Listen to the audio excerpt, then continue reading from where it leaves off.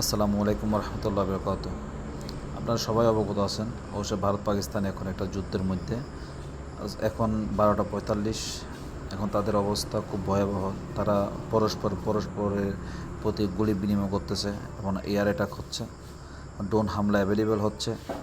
যেটা বর্তমান যে পাকিস্তান যে ড্রোনটা ইউজ করছে সেটা হচ্ছে শুক্কুর ড্রোন, যেটা হচ্ছে তুরস্ক থেকে প্রাপ্ত। এটা হচ্ছে ভারতীয় সেনারা তাদের দাবি করছে। তো এর পাল্টা জবাব হিসেবে ভারতীয়রাও পাল্টা আক্রমণ করতেছে, ড্রোন হামলা, বায়ু অ্যাটাক সব কিছু করতেছে।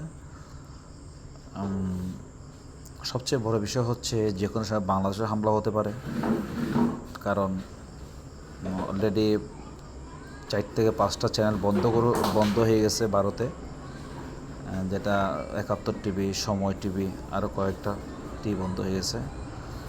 তো ওদের মন্ত্রী পরিষদও যারা আছে, যারা কথা বলছে, তারাও একটু বাংলাদেশের বিপক্ষে কথা বলতেছে।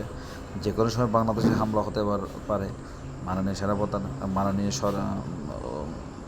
মাননীয় উপদেষ্টা ডক্টর মোহাম্মদ ইউনূস স্যার, আপনারা অবশ্যই এর বিরুদ্ধে এদেরকে প্রতিহত করার জন্য, বিশেষ করে এয়ার ডিফেন্স, আসলে বাংলাদেশে এমন কোনো এয়ার ডিফেন্স নেই যাদের মিসাইল ড্রোনকে আসলে